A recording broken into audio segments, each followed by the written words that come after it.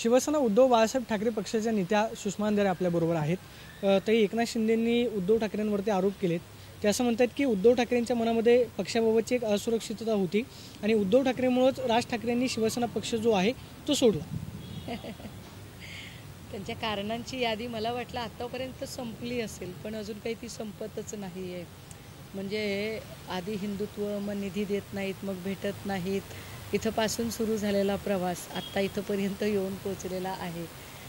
कधी कधी असं वाटत राहतं की एकनाथ भाऊंची मनस्थिती अजूनही भेदरलेली आहे का? आत्ताही निवडणुका समोर आहेत तेव्हा त्यांना या सगळ्या गोष्टी सारवासारव करायची गरज पडते आणि अजूनही त्यांना उद्धव ठाकरे नावाचं आव्हान आपल्याला पेलवलं जाईल असं वाटत नाही। कदाचित त्या असुरक्षिततेतून ही सगळी विधानं येतात त्यांच्याकडून। तुमच्या पक्षाचे जे आमदार आहेत नितीन देशमुख, त्यांच्या मुलांची खरं तर एसीबीनं चौकशी जी आहे, म्हणजे एक पत्र जे आहे ते एसीबीनं पाठवलेलं आहे की मुलांच्या शिक्षणाचा खर्च किती आहे। ही खरं तर माहिती जी आहे ती सार्वजनिक ठिकाणी उपलब्ध असते, म्हणजे शाळेची माहिती आहे। मात्र पत्र पाठवून मुलांची बदनामी करण्याचा अधिकार एसीबीला आहे का, अशा पद्धतीचा प्रश्न आता एक उपस्थित केला जातो। मी आपल्याला सांगितलं पाहिजे की लोकसभा इलेक्शन चालू होतं आणि माजी खासदार रामदास तडसांच्या सूनबाई पूजा तडस माझ्याकडे आल्या होत्या आणि पूजा तडसांचं बाळ हे पितं बाळ होतं, स्तनदा माता होत्या त्या, आणि स्तनदा माता असल्यामुळे ते मूल अजिबात त्यांना बाजूला ठेवता येत नव्हतं। म्हणजे नाईलाजाने त्या मुलाला त्यांना घ्यावं लागत होतं। तरीसुद्धा महिला बालकल्याणने मला नोटीस पाठवली, कारण महिला बालकल्याणच्या ज्या अध्यक्षा आहेत त्या भाजपच्या बाई आहेत। तर या भाजपच्या बाईंनी मला नोटीस पाठवली। अर्थात मी ती कायदेशीर ती फाईट केलं, तो मुद्दा वेगळा। मग आत्ता कुठे आहे ते महिला बालकल्याण? की नितीन बापूंच्या लहान मुलांची, बरं अकोल्यातल्या पोरांचा किती खर्च असेल, बरं किती असेल त्या शाळेचा खर्च? किती खाली उतरावं माणसाने, त्याला एक लिमिट असतं। सन्मान्य संजय राऊत साहेबांच्या मुलीचं लग्न झालं त्यावेळेला कोणत्या टेलरकडे कपडे शिवायला दिले, कॅमेरामन कोण आहे, पार्लरवाली कोण आहे, गजरेवाली कोण आहे, फूलवाली कोण आहे, इथपर्यंतच्या चौकशा केल्या। किती गलिच्छपणा आहे। परंतु ज्यांच्या चौकशा अशा पद्धतीने चालू होत्या, त्या भावना गवळी असतील, सरनाईक असतील, सरवणकर असतील, किंवा अगदी दस्तूरखुद्द एकनाथ शिंदे असतील, किंवा कितीतरी लोक, हे सगळे लोक, वाईकर असतील, त्या सगळ्या लोकांना मांडीवर घेऊन बसलेच ना ते अगतिक करणं जे आहे। आणि नितीन बापू यांचं सावज व्हायला तयार नाही, ते सावज व्हावेत ही अपेक्षा आहे। आणि म्हणून अशा पद्धतीने एक दबावाचं राजकारण करणं, पण ते राजकारण करताना कुटुंबातल्या नितीन देशमुखांना त्यांच्या पक्षामध्ये घेण्याचे प्रयत्न सुरू आहेत। त्यांच्या पक्षामध्ये घेण्यासाठी राजन साळवी असतील किंवा नितीन बापू देशमुख असतील, या दोघांवर कमालीचा दबाव आहे। कालपर्यंत या लोकांच्या घरातल्या स्त्रियांना त्रास देण्याचा प्रयत्न होत होता, पण आता ह्या लहान लहान इवल्या बाळांपर्यंत जर राजकारण येऊन पोचलेलं आहे। मला या निमित्ताने आपल्या माध्यमातून मला एकनाथ भाऊंना पण प्रश्न विचारायचा आहे। श्रीकांत शिंदे यांच्या लहान मुलाचा नाव सुद्धा घेतलं नव्हतं, नुसतं म्हटलं होतं की काय तुमच्या घरातली आता छोटी छोटी पोरांची पण जागा राखीव करायच्या का राजकारणातल्या? तर एकनाथ भाऊंना किती राग आला, किती वाईट वाटलं त्यांना की अरे छोट्या मुलाला राजकारणात ओढता। मग आत्ता काय आहे हे? नितीन बापू देशमुखांच्या मुलांच्या शाळेचा खर्च तुम्ही मागता, हे कोणत्या तत्वात बसतं? ही कोणती राजकारणाची पद्धत आहे? इतकं गलिच्छ राजकारण, महाराष्ट्राची ही संस्कृती इतकी गलिच्छ कधी नव्हती जी आत्ता झालेली आहे। तुम्ही असं म्हणालात की ज्यांच्यावरती आरोप केले आज तेच त्यांच्या मांडीवरती जाऊन बसलेत। शिवसेनेचे नेते जे रामदास कदम आहेत, त्यांनी आता भाजपचे मंत्री रवींद्र चव्हाण आहेत त्यांच्यावरती आरोप केलेले आहेत की रवींद्र चव्हाण हे माझ्या मुलाला प्रचंड मानसिक त्रास देत आहेत, महायुती तोडण्याचं ते भाषा बोलत आहेत। तुम्हाला वाटतं महायुतीमध्ये सगळं काय आलबेल आहे, किंवा रामदास कदमांनी जे रवींद्र चव्हाणांवरती आरोप केलेत तो नेमका कशाचा परिपाक? खरं तर महायुती ही वेगळ्या 3 पक्षांची युती आहे, त्याच्यावर आपण बोलणं काही फार संयुक्तिक नाही आणि मी त्यावर बोलणं फार टाळते। पण जेव्हा आपण स्वतःहून तो प्रश्न विचारताय आणि माध्यमातनं, आपल्याच माध्यमातनं जेव्हा अनेक बातम्या पुढे येतात, तेव्हा हे लक्षात येतं की महायुतीत काही चालबेल नाही आहे। ज्या पद्धतीने काही दिवसांपूर्वी राष्ट्रवादीचे अजित पवार गटाचे प्रवक्ते मिटकरींना भाजपच्या म्हणजे राज ठाकरेच्या लोकांनी दिवसाढवळ्या त्यांच्या गाडी फोडली, मारहाणीची भाषा केली। खरं तर उपमुख्यमंत्र्यांच्यासाठी बाजू घेऊन भांडणारा माणूस, त्याची गाडी फोडण्याची भाषा होती। तर त्यावेळेला गृहमंत्र्यांनी तरी काही बोलणं अपेक्षित होतं किंवा मुख्यमंत्र्यांनी तरी, असं न होता उलट गृहमंत्री आणि मुख्यमंत्री दोघेही राज ठाकरे आणि राज ठाकरेच्याच लोकांना पाठिंबा देताना दिसले. हे फार वाईट होतं. बरं, त्या सगळ्यांमध्ये ज्याच्यासाठी भांडतायत ते अजितदादा सुद्धा त्या मिटकरींच्या बाजूने उभे राहताना दिसले नाही, हे आपण सगळ्यांनी बघितलं. 2 दिवसांपूर्वी संभाजीनगरमध्ये आशा खंडी बराडे नावाच्या अजित पवार गटाच्या महिला पदाधिकारी आहेत, ज्या मंत्री अतुल सावेंना प्रश्न विचारत होत्या की मी तुम्हाला 12% द्यायला तयार आहे, व्हिडिओ आहेत माझ्याकडे, मी तुम्हाला 12% द्यायला तयार आहे, तरी मला तुम्ही काम का देत नाहीत. आणि असं म्हटल्यावर अतुल सावेंनी त्या महिलेला अटक करायला सांगितलं. तिला अटक झाली. राष्ट्रवादी काँग्रेसचा भाऊसाहेब गोरे नावाचा कार्यकर्ता म्हणतोय की आमच्या महिलेला तुम्ही का अटक करताय, आम्ही सरकारमध्ये आहोत, आम्ही महायुतीचा भाग आहोत, ही कोणती पद्धत आहे. तर काल मी अजून एक बातमी बघितली की आशा बुचके नावाच्या भाजपच्या पदाधिकारी उपमुख्यमंत्री अजित पवारांच्याबद्दल वाटेल त्या पद्धतीने वक्तव्य करत होत्या. हे चित्र भयंकर आहे. मात्र रामदास कदमांचं पुन्हा की रामदास कदम ज्या पद्धतीने बोलत होते की रवींद्र चव्हाणांनी हे खड्डे नीट झाले नाहीत, हे काम केलेलं नाही, माझ्या मुलाला त्रास देतात, आम्ही काय मूर्ख आहोत का, ही महायुती नको, तुटलं पाहिजे, बाहेर निघालं पाहिजे.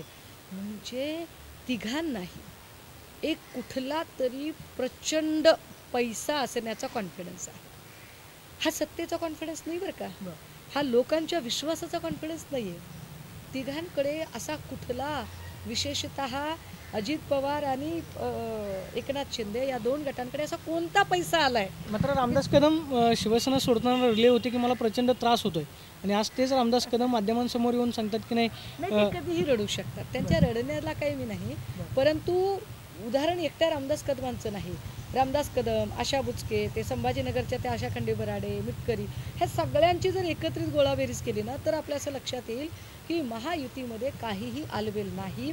तीनही पक्ष एकमेकांचे रोज कपडे फाडताना दिसत आहेत, तीनही पक्ष रोज एकमेकांची उणीधुनी काढताना दिसत आहेत.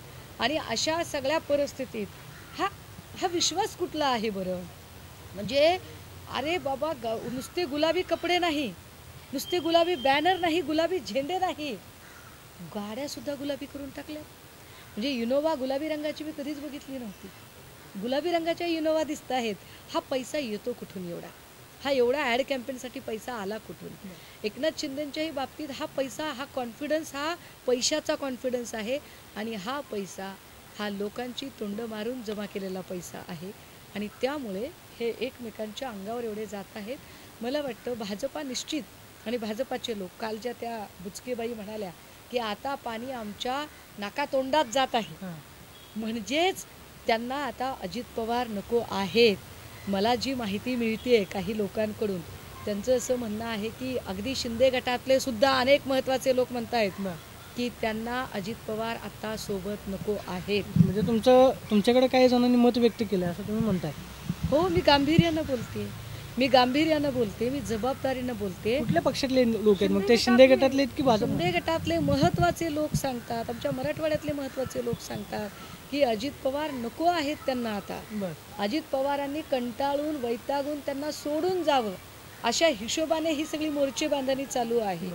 आता यावर अजित पवार काय ठरवतात. आता तुम्ही सांगा की जर अजित पवार, जसं सूत्रांकडून तुमच्याकडून आम्हाला माहिती मिळते की ते 70 जागांवर तयारी करतात, भाजपाला 150 जागा हव्या आहेत, तर म्हणजे 220 जागा झाल्या. मग 220 जागा जर यांनीच घेतल्या तर ते शिंदेंना किती जागा देतील, महादेव जानकरांना किती जागा देतील, ते बच्चू कडूंचं काय करतील, राजू शेट्टींनी उद्या त्यांच्याकडे जायचं ठरवलं तर त्यांचं काय. म्हणजे काय मग 40 जागांवरती एकनाथ शिंदे मान्य करतील का.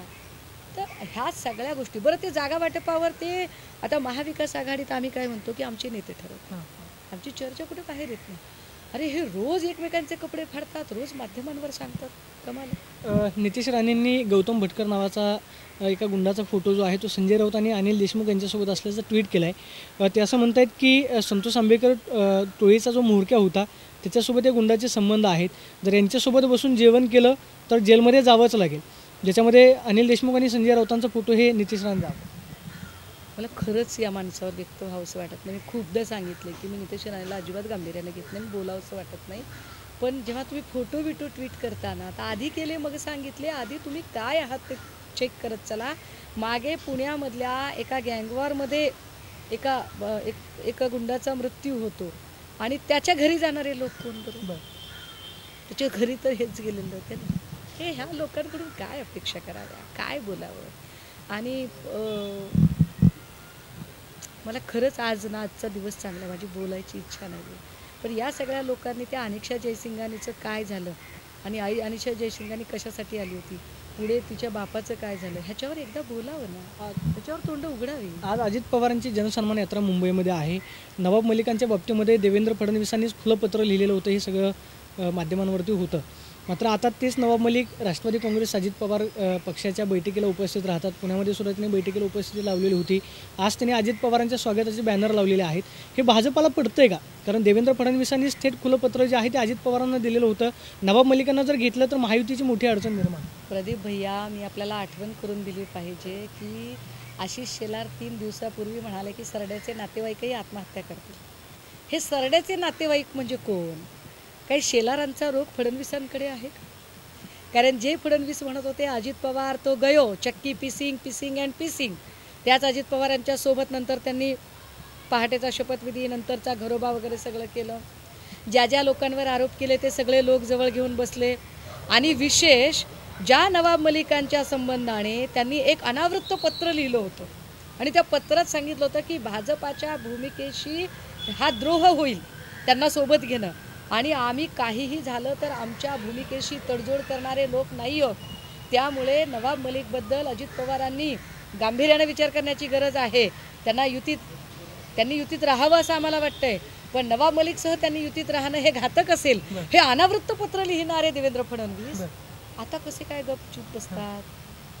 काय नेमकं काय? किंवा मग असं आहे का की जसं मी म्हटलं की बाबा अजित पवारांना बाहेर काढण्यासाठी सगळे प्रयत्नच चालू आहेत, तर त्यांना एका ट्रिगर पॉईंटची गरज आहे. So Nawab Malik is that trigger. ते नवाब मलिकांचा जो हा इन्सिडेंट आहे तो इन्सिडेंट एक ट्रिगर म्हणून वापरतील का, ते सांगता येत नाही. शेवटचा प्रश्न, एकनाथ शिंदेंनी उद्धव ठाकरे त्याचबरोबर शिवसेनेवरती आरोप केले की आम्ही गुवाहाटीला जाणं हा एक रणनीतीचा भाग होता, मात्र तिकडे जाताना सुद्धा मला धमक्या देण्यात आल्या. त्याच्यामध्ये काय तथ्य आहे? ही कुठली रणनीती होती बरं? हा रणनीती शब्द 2.5 वर्षानंतर आत्ता का आठवला?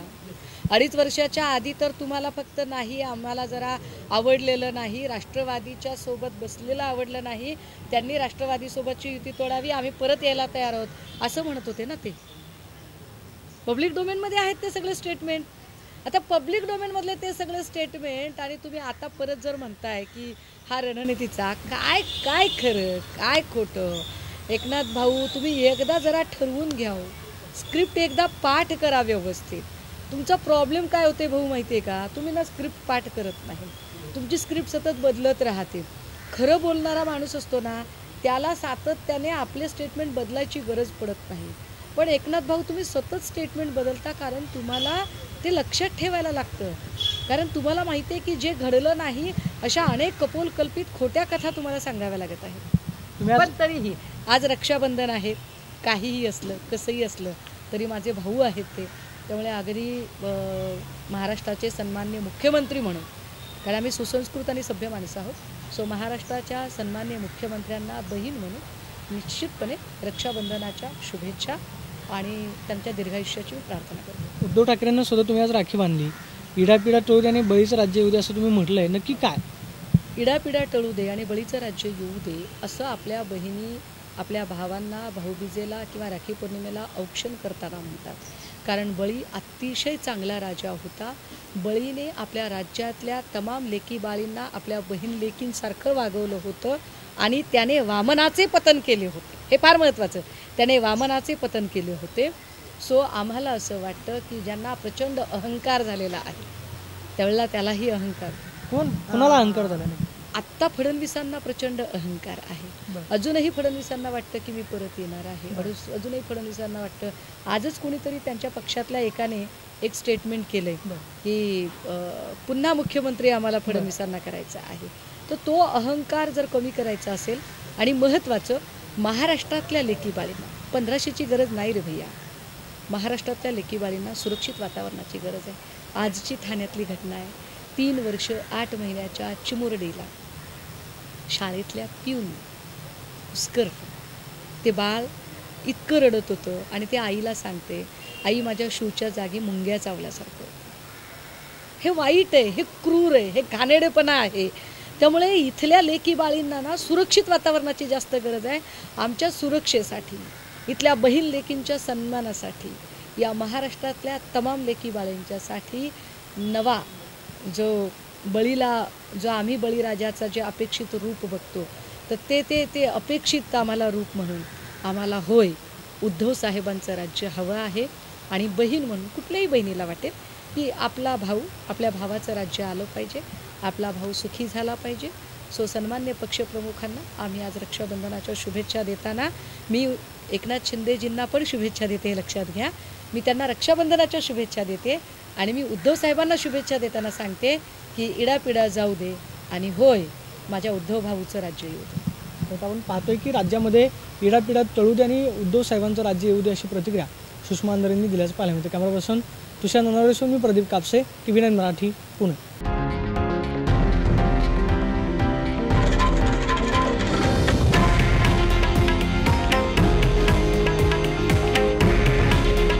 हे आहे देशातील नंबर 1 न्यूज नेटवर्क आणि आपण पाहत आहात TV9 मराठी. काळजी तुमची, हित महाराष्ट्राचं.